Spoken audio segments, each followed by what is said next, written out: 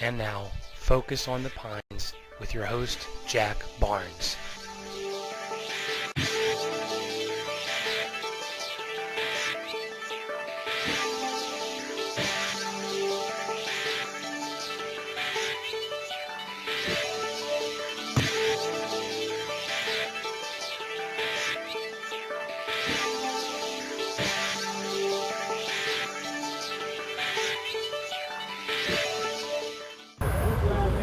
Hi, I'm Jack Barnes, and welcome to Focus on the Pines, where we bring you news, views, and interesting people from in and around Ocean Pines. Today, I have my Ocean Pines Anglers Club hat on, and we're at the South Pond, where the Ocean Pine Anglers are putting on their annual Teach a Kid to Fish program. With me is Walt Bogey, chairman of the event and board of director of the Anglers. And Walt, it's a beautiful day. That's a great start, huh? We seem to have a lot of luck on these events, and many times we're just cloudy and raining. It always stops. So I don't know, God's watching over us. Well, that's great. Now, we have several stations I noticed behind me. Tell our viewers just kind of what's taking place here for the children as they come out to participate. All right, well, the whole goal here, this event, and as well as the fishing contest for kids next month on the 19th of July, the goal is to get kids to know a little bit more about fishing, to fall in love with the sport, and actually have their parents and grandparents come with them. It becomes a familial event. And so we try to make it as easy for the kids as possible. We have a registration desk over there, where we have tickets for door prize and for a fishing rod and reel. We have free soft drinks for the kids and water. Then we have a series of stations going down. The first one over here is for knot tying. They teach them some pretty basic knot tying methods. And then down next to that is after you tie the knot and you catch the fish, we teach them how to handle a fish so as not to kill them if they're going to throw them back in the water. This is all catch and release. So we tell them to use how to handle fish to minimize the amount of damage you do to them. And then the next table down we have the DNR representative who talks about the rules and regulations about fishing. And then further on down we have a lure station that shows them different kinds of lures that can be used to catch fish. And then over here we have a casting table, so we can teach kids how to throw a line into the water casting. And then finally over there in the end we have a bait station, and the bait station provides, we're going to have worms and minnows for the kids to use. After they learn their skills, they can go out and try to catch some fish. And the whole idea is to have a good time. Well, that's great. And I understand you get about 75 or 80 children or more at this event? Yeah, it depends. It depends on the weather and the time of the year. But yeah, anywhere from 60 to 80 is our norm. Fishing contest last year, oh my goodness, we had over 120, I think. Well, that's great. Well, that's a great event that the Ocean Pines Anglers Club puts on. How many members are in the Anglers Club? Well, as of right now, we got 165. Usually we have 170 or so. And by the way, I have to mention that the sponsorship for the kids' events is done by the Ocean Pines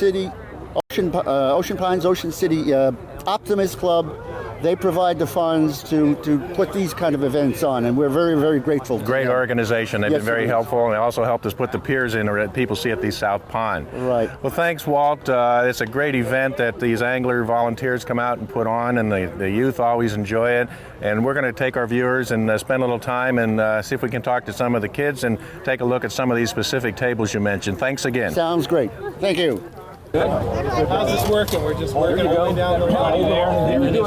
Don't pull it tight. The surgeon's not. Take it and put it Hold the line over here. Over again. Over again. Okay, now can you tie them up? Yep. And then you pull. Is that good? All right. You ready to try it with this one? Okay. Okay, here you go. I'll pinch it for you. Let that loop in.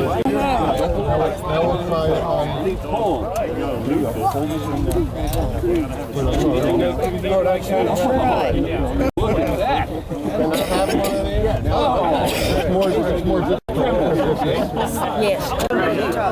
Now just pull. Okay. Over. Oh, thank you. Yes. That was easier than the one you took. You put it through, twirl, slid it back through, and then slid it down. One more time. That one works too. Chuck Choate, one of the Ocean Pine anglers away from the knot tying table. He was just showing one of Troop 48's young men, Carson Kershaw, how to tie basically, I guess, a Palomar knot. Is that right, Chuck? Yes, the Palomar knot is the one basic knot that every fisherman should know how to tie. And you use sort of a bigger line here to help them out instead of that small monofilament. Yeah, this is for demonstration purposes so that they can see it. And sometimes little kids can work better with big things than with little things, and you know, that's small muscle. Well, since this is such an important knot, why don't you show our viewers? I guess this obviously represents the line. Yeah, this represents the hook. If you'll hold the line, we'll pretend like that's going back to the fishing pole. Alrighty. Okay, what you do is you take the line and you put it through the hook, and then you put it back through the hook to double the line. When you have the line doubled, then you tie a knot in the line. Sounds simple enough. Just a simple knot. Just a simple knot, a basic overhand knot. Once you've done that, then you bring the hook back through the loop formed by the line. And that's it? That's it, basically. Now all you have to do is Just pull it them tight. And that's a Palomar knot. How about that? Sometimes when you're pulling it tight and you're holding both lines, it gets tight. When that happens, you just drop one line and pull on one line, and that'll allow it to slide through with the monofilament. Also, it ties much better if the line is wet, because that helps the monofilament slide. And you can use this knot for whatever type fishing you're doing? Yes. The Palomar knot is it? That's it.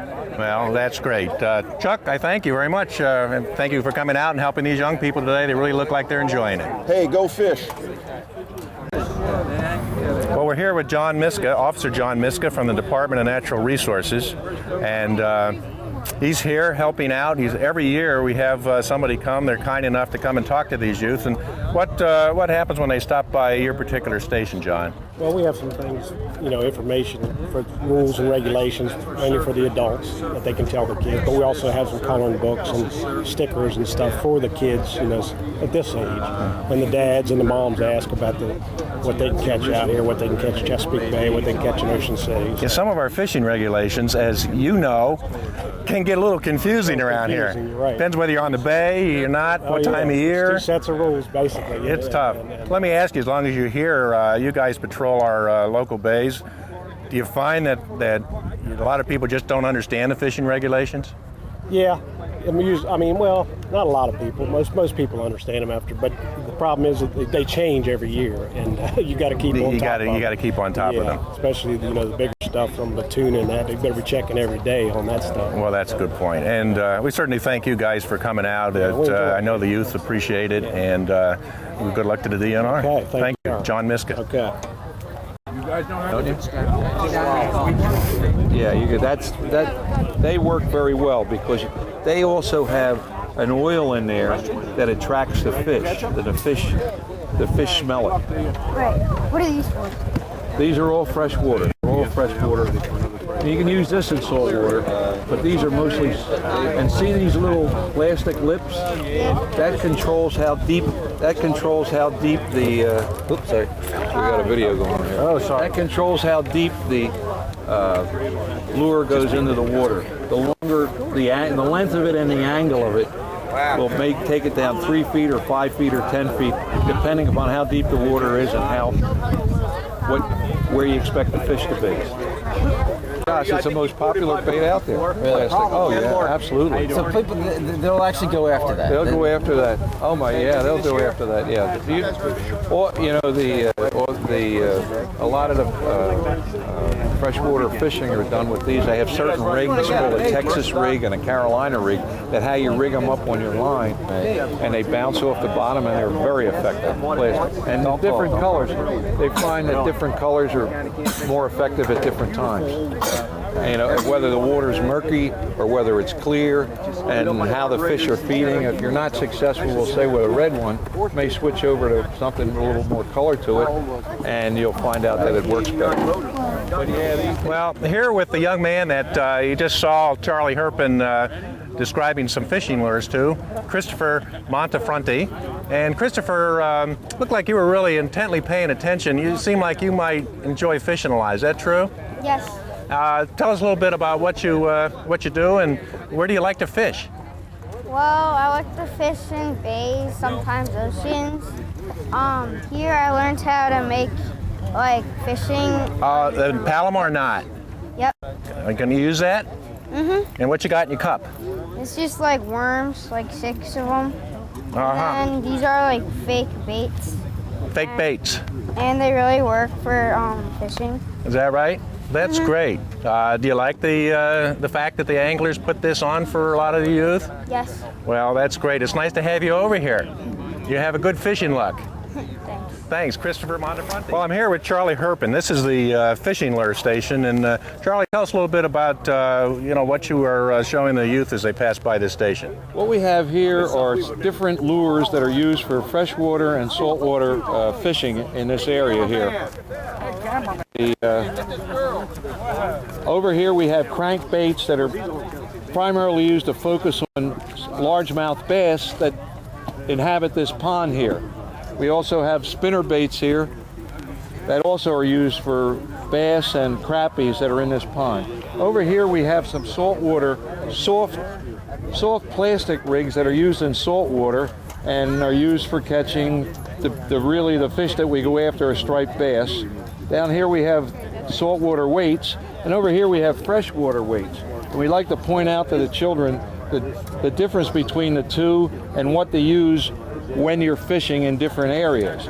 We have some plastic worms that the kids like to deal with because they think they're neat, huh? Yeah, they think they're like really gummy worms. Yeah, they want to know why they're different colors, and we try to explain to them that different colors work with different.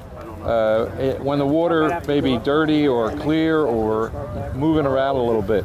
We have crankbaits over here that are usually for older children because the younger ones don't have the patience to fish with this.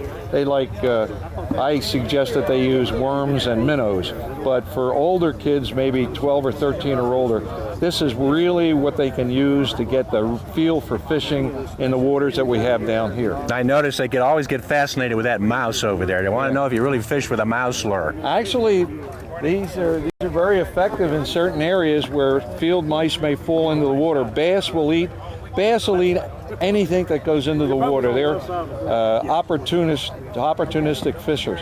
Actually, you may see a duckling disappear with a large bass will come up and eat a duckling. Yeah, absolutely. Yeah. So that's pretty much what we show the kids, and then we suggest, depending upon the age, we suggest what they should use for bait and how they should rig their bait, and that's done at another station. No, that's great. Thanks, Charlie, and thanks for coming out. We certainly appreciate the anglers for all they do here, and we'll leave you at the fishing lure station, and we'll move on. Thank you. It's my pleasure. Thank you for coming down. You're welcome. Well, I'm here at what has to be the dirtiest job at the Ocean Pines Anglers Club Teach a Kid to Fish Day. And two guys, Jake Eichler and Al Warner, have volunteered to do this. Got to give them credit. It's the bait station. And Al, tell us what happens when the youth come up to this bait station. All I see is dirt. If they're using hooks, we give them some worms. We cut a worm like this, a garden worm, up to probably about 6 pieces, about 1/4 inch a piece. Makes things a little more efficient. And they don't need much more. The fish, they're small hooks, fish are all smaller. So we cut these up, put them in the containers, about 6 or 8 pieces, until they catch enough fish, come back and get some more. Sounds great. Well, we certainly thank you guys. You could cut that up. We're going to see. This is not for the squeamish, this table, I take it, either, is it? Yeah. This certainly does. Maybe we ought to call the Dirtiest Jobs and see if they come over for this event. Yeah, Mike Rowe. That sounds reasonable. Mike Rowe, I think he'd fit right in right here. Go. There you go. Whoa! Good job, sweetheart. You're a pro already. Very good. Very good. Just have to remember to open the bail. I even forget to do that. We occasionally, you know. Open the bail. It's like putting your plug in the boat. Yeah. This is Mary Elizabeth, and Mary Elizabeth is visiting Ocean Pines from Philadelphia. And we just watched you do a great job casting, Mary Elizabeth. Was it hard to learn? No?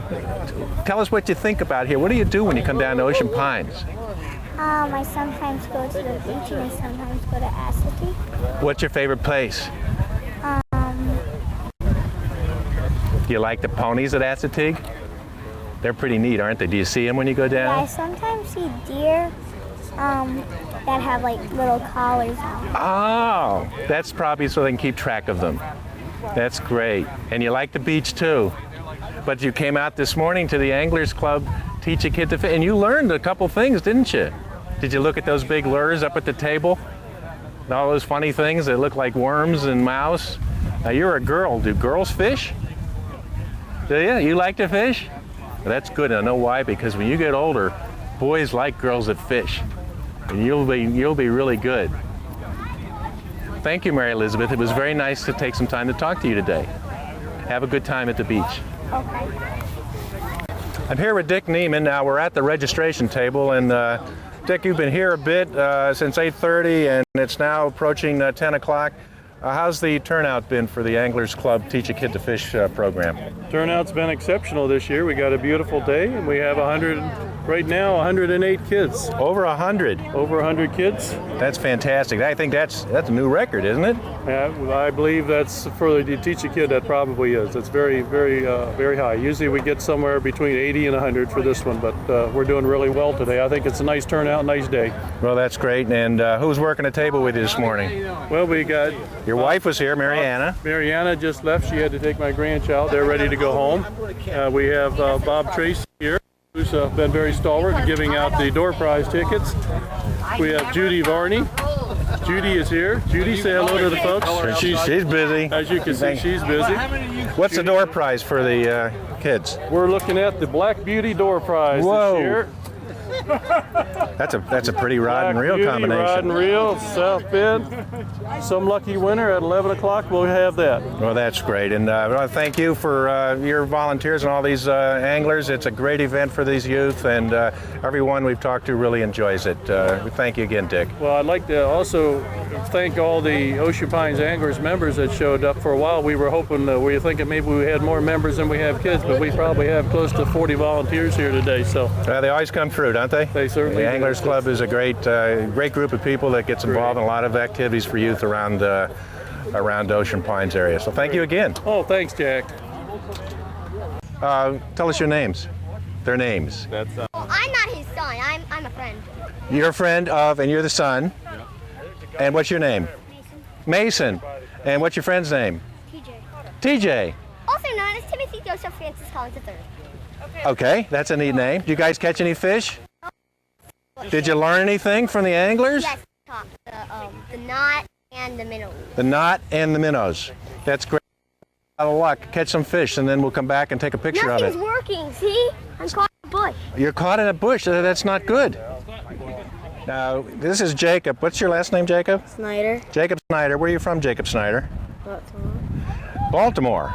And you're visiting Ocean Pines? Yes. And you came down, and obviously you learned a lot from the anglers, because what do we have here? You're the first fish we've seen caught. Where'd you catch this? Over here. Right out there. I don't see a lot of other fish being caught. Do you have like a special touch? No. Did you do anything really special to catch this fish? No, I just wait for it to tug, and if something was fighting back, I just started. You just put the hook in? Yeah. Did he fight hard? Yeah, it's the first one I did was really You mean fun. this is the second fish? This is my second son. Are you a professional? Would you like to be a real good fisherman? Yes. Well, I bet you learned a lot, and you put your lessons to a good use, too. Well, thanks, Jacob Snyder. I'm glad to see that all the hard work and your listening up there to the anglers paid off. Congratulations on catching a couple fish. Thank you. Jacob Snyder. Well, this is a special guest. This is not only my neighbor, but Jesse Parsons. Jesse, you have your two children here. Yes. But more important than that also is your husband's over in Iraq. Yes. And we're actually able to say hello to him because the internet site, oceanpinesforum.com, is worldwide. So what's your husband's name? David Parsons. David Parsons. So anything you want to say to David at this point? Just be safe and do your job and come back in one piece. And you're being a good mom. Yes. David, here she is out at the South Pond with all these children at the Teach a Kid to Fish program for the Anglers Club. And they're all fishing and they're having a great time. Now, who's here? We have Rafe. Rafe, say hi to the camera. Say hi. Wave to Rafe. Say hi, Dad. Say hi, Dad. And there's Kendall. Where's Kendall? Kendall, wave. Wave say to that hi. man over there, Kendall. Kendall, wave.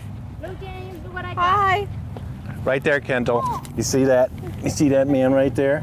Daddy's gonna see that. So you wave and say, hi, Daddy. Hi, Daddy. Big wave. Hi, Daddy. That's great. Thank you, Kendall. Hey, and we got a fish. This is good luck. Way to go. Bud Heim from the Anglers Club picks that up. Whoa.